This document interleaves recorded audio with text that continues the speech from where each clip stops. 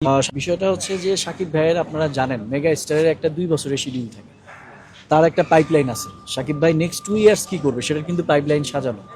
যে পাইপলাইনটা কিন্তু ওনার আগে থেকে সাজানো আছে, সেটার পাইপলাইনটা কিন্তু ওনার ছিল না।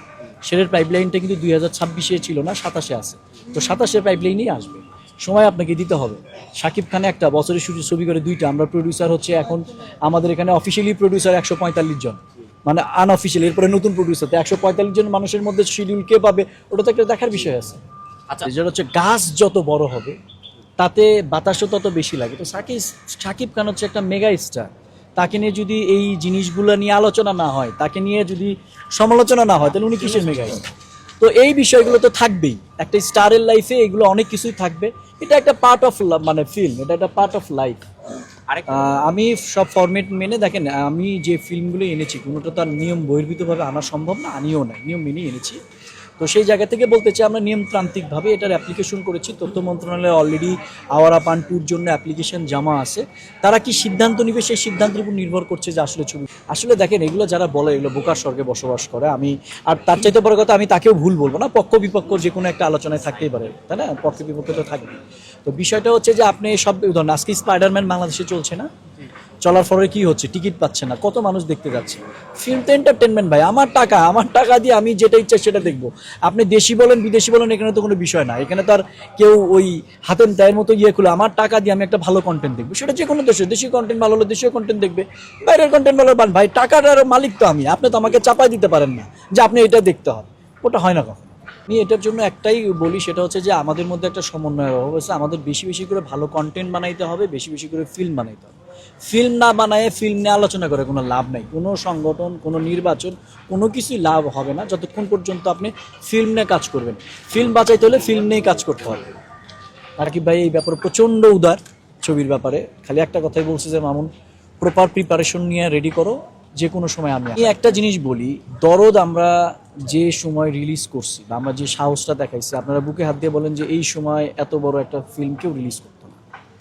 ওইটা একটা ব্যাড সিচুয়েশন ছিল, ফার্স্ট থিংস। সেকেন্ড থিংস হচ্ছে যে মানুষ যে ধরনের গল্প, যে ধরনের ফিল্মিং বা যে ধরনের জিনিস চিন্তা করে ইয়েকে নিয়ে, সাকিব খানকে নিয়ে, সেই ধরনের রেগুলার গল্পও কিন্তু দরদ ছিল না। একটা এক্সপেরিমেন্টাল সাবজেক্ট ছিল।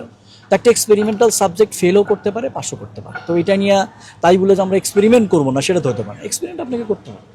দেখেন মানে আমি কখনো নিচের দিকে তাকাই নাই, আমি যেদিকে তাকাইছি উপরের দিকেই অলওয়েজ তাকাইছি, সেটার প্রমাণ আপনাদেরকে দিয়ে দিছি। নতুন করে প্রমাণ করার কিছু নাই। তো নেক্সট ছবিতেও আমি যদি চেষ্টা করব যে যেখানে ছিলাম ওখান থেকে আরও উপরে দেখার জন্য। দোয়া করবেন আমার জন্য। আসলে ব্যাপারটা আমি এইভাবে বলি নাই। প্রত্যেকটা গল্প যখন একজন ক্রিয়েটিভ ডিরেক্টর চিন্তা করে, তার চিন্তা ভাবনায় থাকে, তখন কিন্তু তার সামনে একটাকে আর্টিস্টকে চিন্তা করে বানানো হয়। তো সেটার চিন্তা আপনারটা সাকিব খানকে নিয়ে। আর আমি নভেম্বরে যেটা শ্যুট করতে চাচ্ছি ওটা কিন্তু আবার সাকিব ভাই না। তার মানে আপনার স্টোরি ওয়াইজ শেরের জন্য আমাকে সাকিব খানকেই লাগবে, সাকিব খান ছাড়া শের হবে না। সোজাই অনেকদিন পরে এফডিসিতে আসলাম, সবার সাথে দেখা হলো। আসলে দেখেন মানে সত্যি কথা বলতে, মানে প্রযোজক সমিতি নির্বাচন হয়ে গেলে এই চলচ্চিত্রের অনেক পরিবর্তন হয়ে যাবে, এটা ভাবা খুব ঠিক না। কারণ চলচ্চিত্রের একটা সংগঠন প্রযোজক সমিতি, দুইটাকে সমন্বয় করতে হবে। প্রযোজক সমিতিরও দরকার আছে এবং এই উন্নয়ন করার জন্য আসলে সবার সম্মিলিত প্রচেষ্টা লাগবে। এটা একক প্রচেষ্টায় কোনো কিছু হবে না। তাই বলতে চাই, মানে অডিয়েন্স তো আছেন এখানে, তার গাইড জোরে কিছু বলা যায় না। আমি ছবিগুলোর নাম বলি, আমি শুধু চেয়েছি তোমায়, আশিকি, চালবাজ, ভাইজান, নবাব, শিকারি, আপনারা তো সবাই এখানে আছেন। এগুলো কি চলচ্চিত্র ধ্বংস করছে? আপনাদের কি মনে হয়? যদি আপনাদের মনে হয়ে থাকে যে এগুলো চলচ্চিত্র ধ্বংস করছে, এগুলোর কারণে হল বন্ধ হয়ে গেছে, তাহলে যে বলছে তার কথা সত্য এবং আপনারা যে প্রশ্ন করছেন এটাও সত্য। আমি সত্য মেনে নিতে রাজি আছি। আসলে ব্যাপারটা এরকম না, মানে আমি চিনে না চিনতেই পারে, সব মানুষ সব কিছু চেনার দরকারও নাই। হ্যাঁ, কারণ দেখেন যে হোটেল আল সালাদিয়ায় খায়, আমরা যারা স্টুডেন্টে ছিলাম, তো হোটেলে আমরা বলতাম কই খাইতে যাও, হোটেল আল সালাদিয়া। তার মানে রাস্তার পাশে সালাদিয়া যেখানে খাওয়া হয়। তো যে কোয়ালিটির লোক, তো সে সেটাই চিনবে। আবার কেউ ভাই কই যাও, আমি সেরাটনে খাইতে চাই, সেরাটনের ভাবে সে সেরাটনই চিনবে।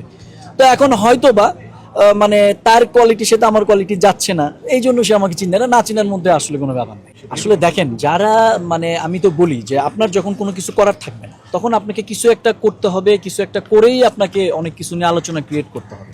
তো আসলে কাজ যারা করবে তারা এত আলোচনা করবে না, তারা একটু চুপচাপই। আর তারপরেও যে একটা সংগঠনের যখন আপনি একটা পজিশনে বুঝবেন, সেখানে গিয়ে যদি আপনার ওয়েটটা আপনি না বুঝেন, মানে আমার তো কি হয়, মানুষ দেখবেন যে প্রথমে একটা নির্বাচনে জিতার পরে সবার কাছে দোয়া চাই, ভাই আমি আসছি তো আমার জন্য একটু দোয়া করেন। আর আপনি নির্বাচনে এসে প্রথমে অনন্য মামুনকে নিয়ে আপনি আলোচনা করতে হবে, বুঝতে হবে যে আপনার লাইফে অনন্য মামুন কত ইম্পর্টেন্ট একটা পার্ট।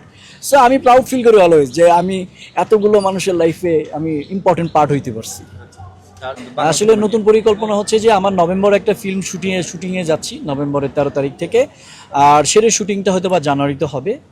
যদিও এখনও আমরা এটা আসলে পুরো ফিল্মটা 3টা মানে পিরিয়ড নিয়ে আমরা বানাচ্ছি, এখানে ভিএফএক্স এর কাজটা অনেক বেশি। তো এই স্টোরিটা আমাদের গত সপ্তাহে লক হয়েছে, সেই লকের উপরে এখন আমরা এটাকে একটু ভিএফএক্স টিম নিয়ে কাজ করতেছি।